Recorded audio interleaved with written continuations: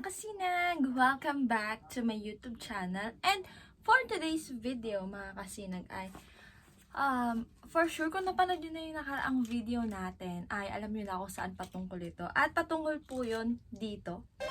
So, ang item natin na to mga kasinag ay napakita ko na sa ating last video, which is ito nga po yung keychain or mini power bank na nabanggit ko. So, ito po yung itsura niya. Ayan. So, kung titingnan natin, napakaliit, napaka-cute. So, malamang ay naiintriga kayo. Kaya hindi ko na patatagalin to. Mag-start tayo lahat pagkatapos ng intro.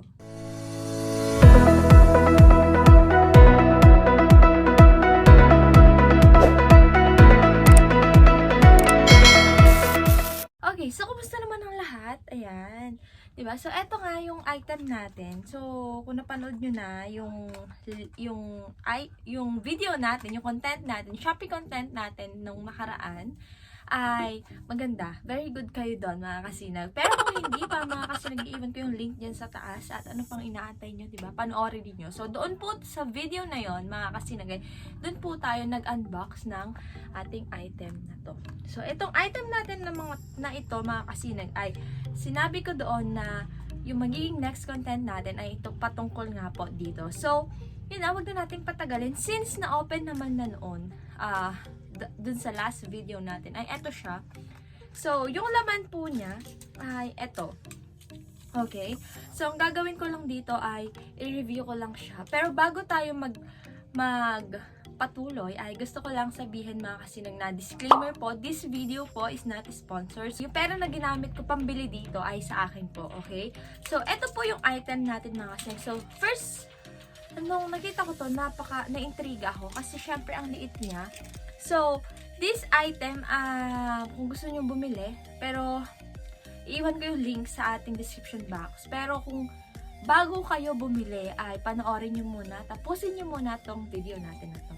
Okay, so yun nga mga kasinag, sinasabi ko dito, ito po yung pinaka-item natin. Ayan, so napakaliit niya. And kulay pink siya, dalawang variation siya. So, nakalimutan ko na kung anong kulay yung isa. And ayun, hindi naman siya ganun nakamahalan. Yung price niya nasa ating description box. So, eto siya mga kasinag. So, pwede kayong mamili kung ang bibilihin nyo ay yung kagaya nito na Type-C or yung for iPhone. And ang binili ko mga kasinag ay para sana sa Android phone ko, which is yung Oppo A55 4G. Okay, so nalito pa ako sa phone ko, diba? So, eto nga siya mga kasinag. At ayan siya. So, ito yung closer look niya. Ayan siya. Hindi siya super pink, medyo may pagka-peach siya. Ayan. So, dito mo ilalagay yung phone mo kapag gagamitin mo na siya as charger. And dito naman po, isasaksak mo siya kung i-charge mo na itong mismong power bank natin. So, dito sa kanyang packaging mga kasinag, ay ito siya.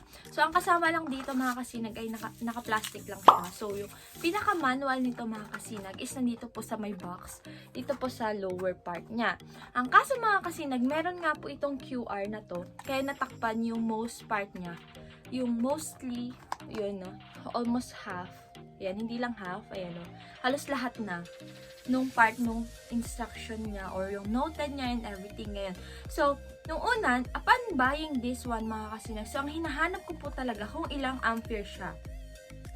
Pero, hindi ko nakita. Bali, ito lang nasa gilid yung nakita ko. And actually, ngayon ko lang nga nakita.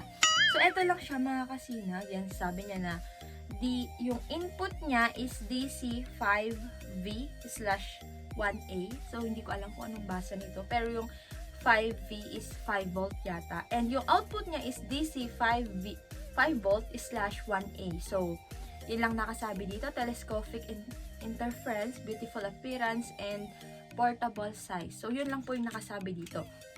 So, hindi ko alam kung ilang ampere talaga yung kaya ng ating mini power bank. Okay.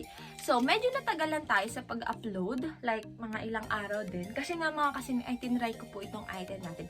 Pero sadly, okay. So, medyo nasasad ako dito. Though, ang ganda na ng transaction dito. Ang ganda ng item. Napaka-cute niya. And actually, nagbabalak pa nga ako ng bumili ng isa pang ganito. Yung para sana sa iPhone. Ang kaso nga mga kasinag. So, I just want to be honest with my experience Upon using the item mga kasinag ay hindi ko siya nakikita na ganun ka-useful. Though, charge ko siya ng almost 1 hour, ganun. And, kapag gagamitin ko na siya mga kasinag ay parang maximum niya na kayang ibigay lang or i-charge sa phone ko is nasa 10% or 11% lang. And, malolobat na siya. Okay. So, yung cellphone ko po na Oppo ay mag-green siya. Yung parang electric na sign niya, pag na-connect yung charger, ay magkukulay green siya kapag fast charging po yung ginagamit natin na charger or compatible sa kanya yung charger.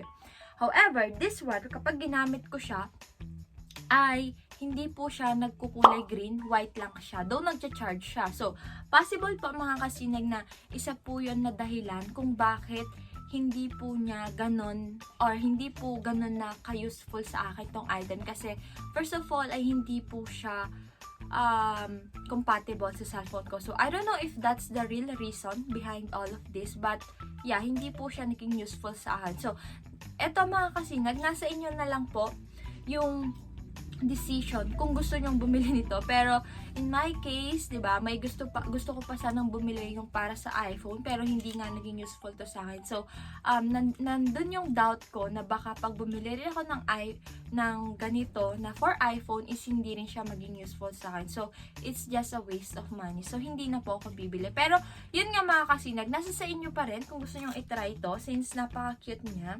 And, parang, alam mo yung datingan niya sa akin is parang susi ng mga 4 wheels, gano'n, diba? So, kiniklaim niya dito is keychain emergency charger. So, siguro yung the fact na kaya niyang kargahan yung phone ko ng up to 11, maximum of 11% is, na-verify naman niya or na-justify naman niya yung sinasabi niya na emergency charger, diba?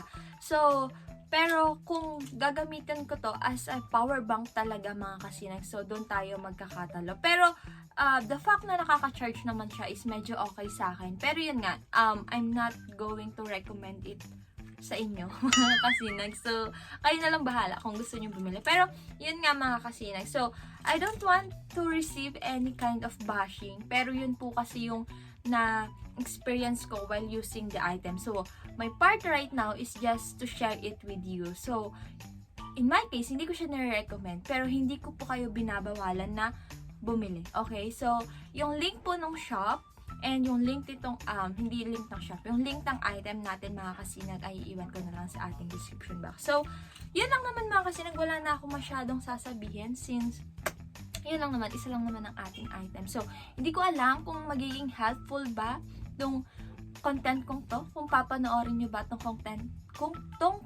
kong to mga kasinag. Pero yeah, I'm gonna upload this kasi sayang naman kung hindi ko upload. Pero yun nga mga kasinag, hanggang dyan na lang siguro kasi kita nyo naman, di ba? Nagatak na naman yung pawis ko, grabe. Okay, so hanggang dyan na lang mga kasinag. Again, sana kung nanonood ka pa hanggang sa minute ng video na to, ay thank you so much. And kung hindi nyo pa nga ako kilala, I am your Ate Aren. And yung mga content ko ay patungkol lahat yan dito. Sa Shopee content, sa travel, and anything na patungkol po sa akin ay isi-share ko yan sa inyo. Yun lang mga kasinag, kung hindi ka pa nga nakaka-subscribe sa ating YouTube channel, ano pang inaantay mo, diba? Mag-subscribe ka na. And, yun. So, again mga kasinag, I am your Ate Aren, ready for the worst, hoping for the best. So, see you sa ating next upload mga kasinag!